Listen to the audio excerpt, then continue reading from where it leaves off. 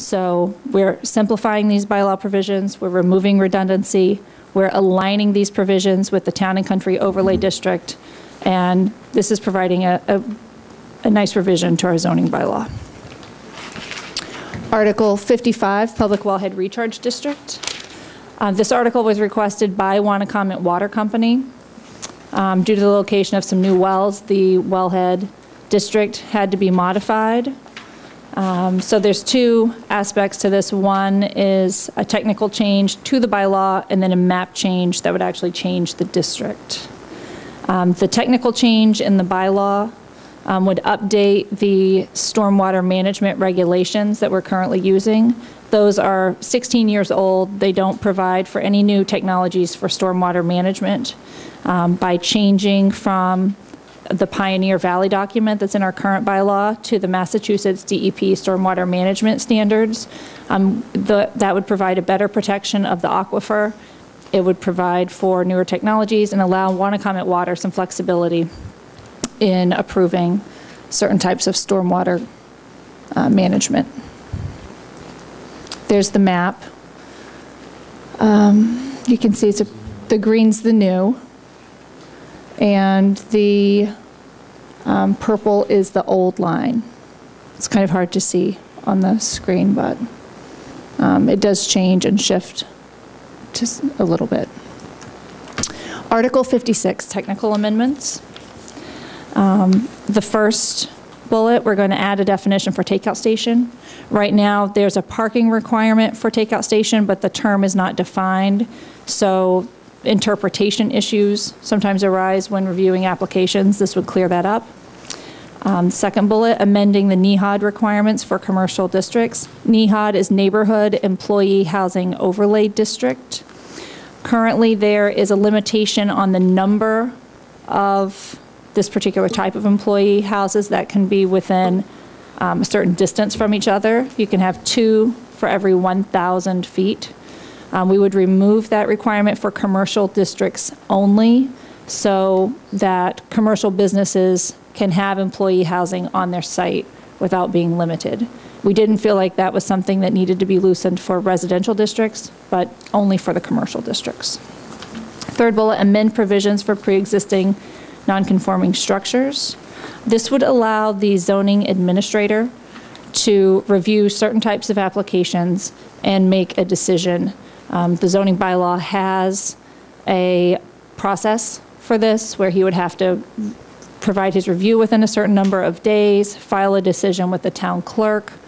There would be an appeal period, just like with any other decision. Prior to this, the zoning enforcement officer had this authority, but there was no clear procedure for how these applications needed to be handled.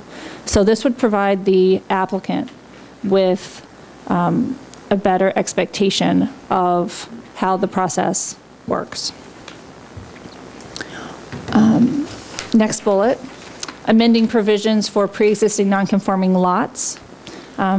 This would align the zoning bylaw with certain provisions of the subdivision control law. Right now, the subdivision control law allows lot divisions for houses that have structures that predate 1955 without requiring that they meet minimum lot sizes per zoning. But then our local zoning bylaw doesn't allow for that, and the person has to go and seek relief at the Zoning Board of Appeals for a variance. So this would align those and remove excessive permitting. Yeah, you would still need a special permit to make changes to the structure, but just the creation of the lot would be permitted by right. The last bullet, amending provisions for protection of single-family and two-family lots from increases in area frontage with yard or depth requirements. This article, or this portion of the article, really deals with the issue of fairness. Specifically, treating lots shown on a subdivision plan subject to a zoning freeze. We would treat those the same as pre-existing non-conforming lots. Otherwise, people who may have paid for a lot, left it vacant, paid taxes, would find themselves with an unbuildable lot. So this would prevent that from happening. And then the last article, 57, Solar Energy Overlay District. This was a citizen article to create a solar energy overlay district around the landfill. This article was discussed by the board, and we found that it was unnecessary because municipal uses are already allowed in all zoning districts. So we don't need to create a special overlay district for this area that's owned by the town. So that's the last zoning article, and Andrew's going to transition into the real estate articles.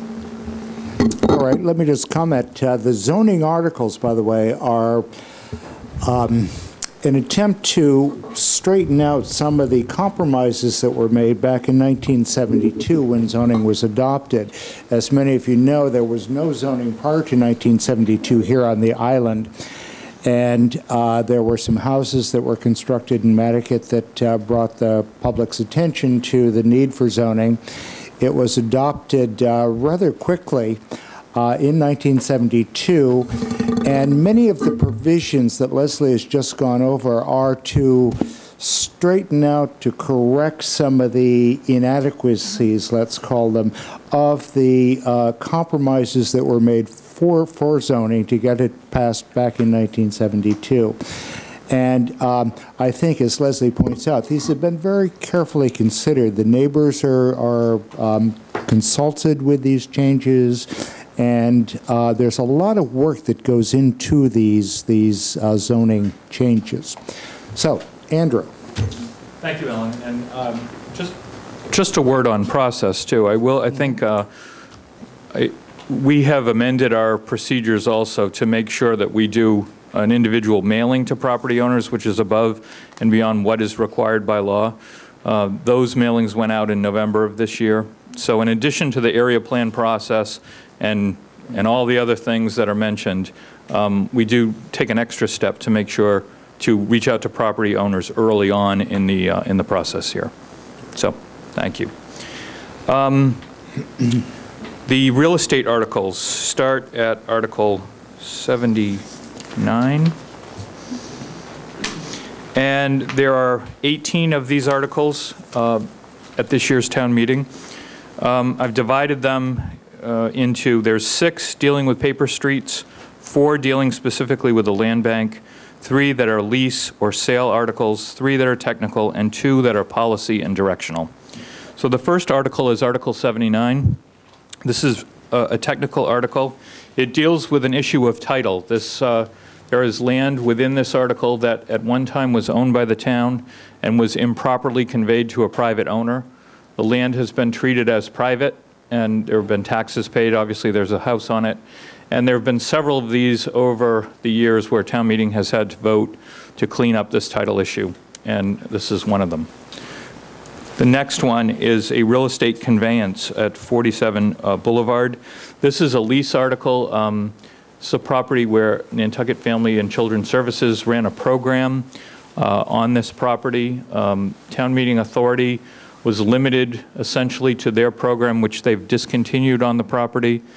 Here, the article asked to give the Board of Selectmen authority to lease it to some other affordable housing provider. That will be subject to a bidding process and a 30B requirement. This slide doesn't show, but there's actually a second house built on this. So there's two houses on this property that is owned by the town of Nantucket. The next the next article, 81, is another technical issue involving title in this particular property, similar to 79. Article 82 is what I've called a policy and a directional article. This is property owned by the Egan Foundation. It's in an area of Chicken Hill or Mill Hill. It's bordered to the north, to the east, and to the south by land of the town of Nantucket. It's bordered to the west by the cemetery. There is no appropriation involved in this article. It's basically asking whether the town thinks that this property we should make some sort of effort to maybe preserve it. It is roughly 3 acres. It's in a zoning district that allows 5,000 square foot lots, and it's currently on the market. If voted, the town would hopefully enter into discussions with the Egan Foundation to discuss a possible outcome. And I think that would include possibly the land bank, maybe others. I know the land bank has some resources that may be diminished at this time, but there might be a way to pool resources and do something over time. So this again gives a direction that says that maybe this property is worthy of preservation when it abuts other publicly owned open land. The next one is part of a series of paper street articles. This is in Surfside. Here you see the remnants in red of the 1889 subdivision of this area. What happened is a 1982 overlay or a new subdivision was placed over these streets. So these have been referred to as the ghost paper streets. They're here so they can be permanently removed. As you can see, some may affect properties by going through houses and affecting individual properties in not positive ways. And through the Surfside Area Plan, we've developed these articles to assist them when issues come up regarding these streets. Article 85 and 86 deal with miscellaneous paper streets in locations outside of Surfside. These paper streets, in this case, are streets, again, that were plotted maybe for earlier purposes and are really no longer needed. The first group is in Quidnet. The area, this is a proprietor's road that's north and south of Quidnet Road. The northern area abuts other conservation land, so by eliminating it, it will allow that land to be joined together. And the area south of Quidnet is unnecessary, and the surrounding property owners have additional means of gaining access through land court ways. The lower portion has been removed. We found that an earlier land court action had actually removed that section of the road. The next slide shows 2 areas that are near the edges of town. Sandwich Road to the right has been removed for further study. And so only Sachem Road up at the Cliff neighborhood has been included. And again, that road is unneeded because the land bank owns the adjoining square there, and there's adequate access to all of the other homes through the existing network. The next group is in Matacasham, and these are leftover streets from the 1889 Surfside subdivision that, as it was affected by the airport taking. So there's some remnants of these small roads. The roads that are closest to the ocean would be retained by the town, and the other roadways would be used to finalize one big beach easements for the left. That wider street is a leftover piece of boulevard that was approved for acquisition in an earlier action by town meeting. This is a small section of New Hampshire Avenue that again serves one interior property but is unnecessary for the roadway network system in Matticat. And in Tom Nevers, as part of their area plan, one of their charges was to take a look at the roadway network there. These individual blocks all had, I believe, 20 to 30 lots as originally laid out. This area is now in the LUG3 zoning district, so there will be no more subdivisions in this particular area. So the streets are not needed, and in this case, the area of the streets would be absorbed by the surrounding properties.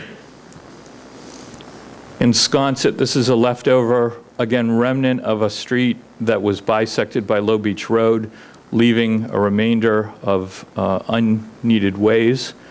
The area to the south has already been approved by an earlier town meeting action for elimination. So this is the final group in Sconset. Article 87 and 88 deal with coastal access paper streets. In this article, we've modified Article 87 so it's an acquisition article only. Article 88 recommends no action, so once these are acquired, they will be retained by the town for open space purposes. The first is a proprietor's road off of Hummock Pond Road leading to the coastline there. The next group is in Matticat. It consists of Vermont, Maine, Florida, and other streets, again, that are beyond the existing network leading to the ocean. The group to the right is, again, these are all state names. You'll say, I've never heard of these streets. North Carolina, Minnesota, Chicago Street are the ones on the right. The last group is in Sconset.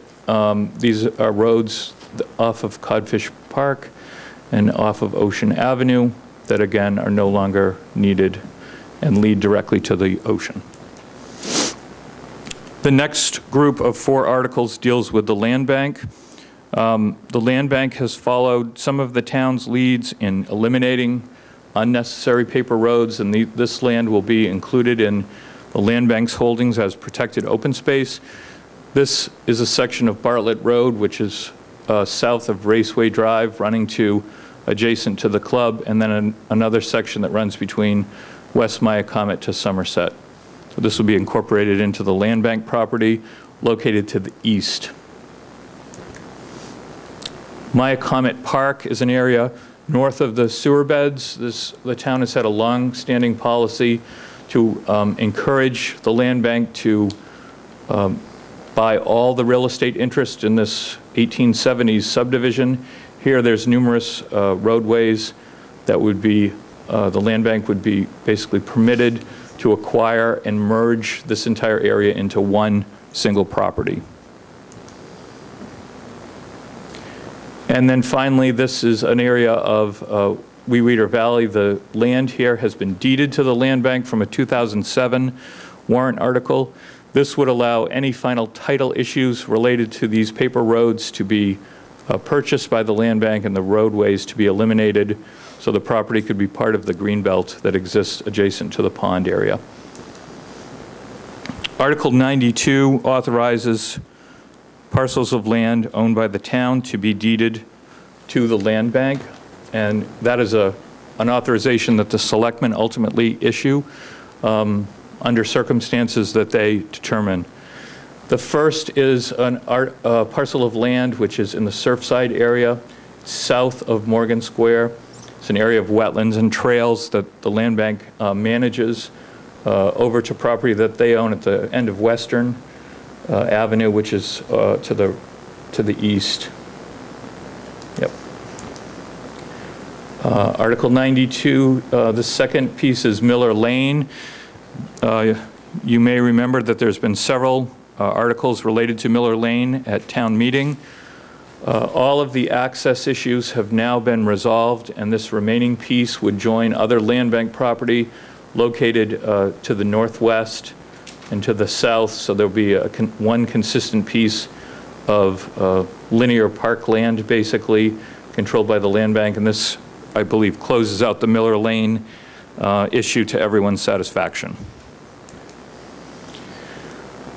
Article 92 and a companion Article 74 deal with the wood property located in Matticat. There was extensive discussion at the Finance Committee about certain conditions that would be subject to this transfer. They're reflected in the final motion by the Finance Committee, which is positive, which would allow this property, if the Conservation Commission allows it, to be transferred to the land bank. There's a feeling that the land bank has better resources to manage this property, and with the conditions that would keep it open for boating and public access, that would be a win for everybody.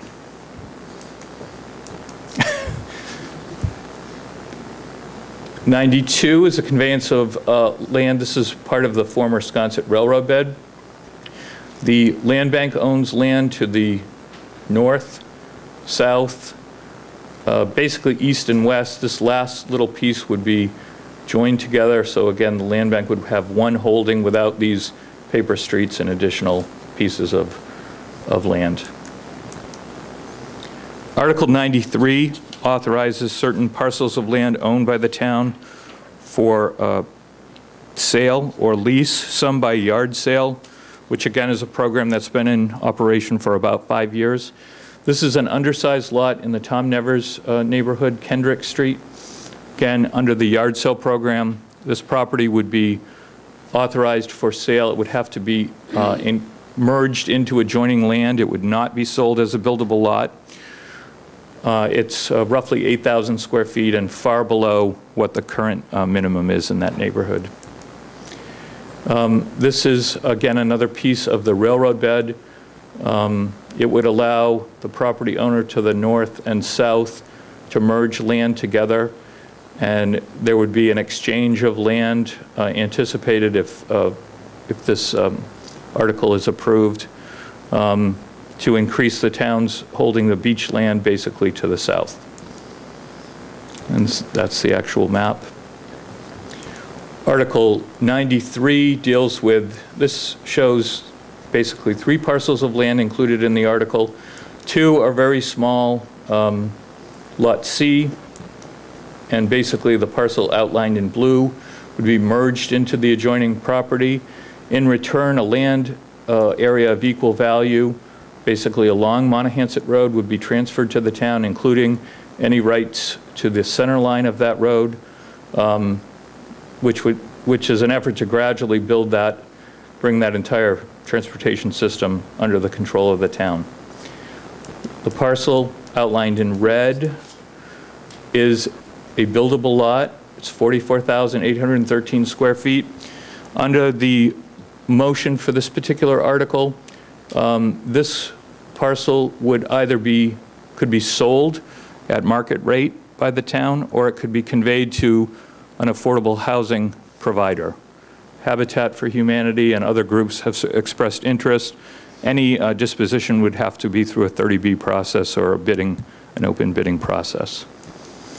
And finally, in this article, there's a parcel of land at Shell Street. This has been in Sconset. This has been before the town meeting several times with no definitive final vote. There is, I believe, a substantial change going on at the building located to the east, which will remove it from the site. And this article is written in a way where this could either be a yard sale, so it would not be an independent lot, it would have to be merged into surrounding property, or it could be bid upon for an accessory use like parking. Article 94 is a technical article. It follows legislation which allowed this land to be transferred from the county to the town. The warrant article simply asks that the town accept this transfer. Under our charter, it's not really required, and it's sort of a no-brainer, but it is required under the terms of the legislation. Article 95, dealing with industrial land. This is out to the eastern edge of the airport. This article would allow the selectmen to convey up to 5 acres by lease only. So this is land that would be subject to a lease, not a transfer. It's parcels N and G, and there basically remains a 7-acre, I guess, land bank of other property that's not included in this. And the term of the lease could go up to 30 years. So that's the limit on what the lease would be in the event that there's interest in any of this land. There's, again, a 30B process with bidding and other findings that the selectmen would need to make in the event that they move forward. It's important to realize that this land was set aside for industrial purposes and is zoned for that. And finally, the last real estate article, 96. This builds on earlier authorizations in Surfside with the, it's in an area of the so-called Surfside 6 to finalize paper streets and access to coastal resources. This would amend the 2003 authorization to where a 20-foot wide parcel of land was to be kept to allow a more appropriately scaled path and hopefully settle out any litigation with no further costs to either party, and yet retain public access over this path to town land that's been negotiated basically to the east of the Hawthorne, where Hawthorne shows up. It's important to note, too, that we have settled with the Chandler family, Chandler Birds, to the west of this, and now have a one big beach easement that brings almost all of this area of Surfside together. So I think it's been a long run. Alan, you were there for much of this, but and the current Board of Selectmen as well have entered into a lot of negotiations to bring this to a close. So that's the end of the real estate, so thank you. Great. Zoning and real estate, as I said at the beginning, are, I think, two of the most important services that the town renders. It's that vision, looking ahead, determining as the island grows how we're going to accommodate that growth, and that's really what the planning department does. These zoning articles and the acquisition and transfer of parcels are the end of a very long process of going through street by street, area by area, and it represents an incredible amount of work. I know there's a lot of detail here. If you have specific questions about any of those zoning articles or any of the map articles, you can go to the planning department and they will be happy to go over specific questions with you. If, say, you live in a particular neighborhood and you're not sure about what's going on there, Andrew, Leslie, and the staff at the planning office would be more than glad to go over the maps with you and answer whatever questions you have. So that brings us to the end of Meet the Articles for 2012. Be sure and attend town meeting. Remember, it is Saturday, the 31st of March, and we have a ballot vote coming up on the 10th of April. Be sure you attend both those very important items. We do have refreshments in the back. Again, thank you for coming to Meet the Articles, and be sure and attend town meeting and vote. Thank you.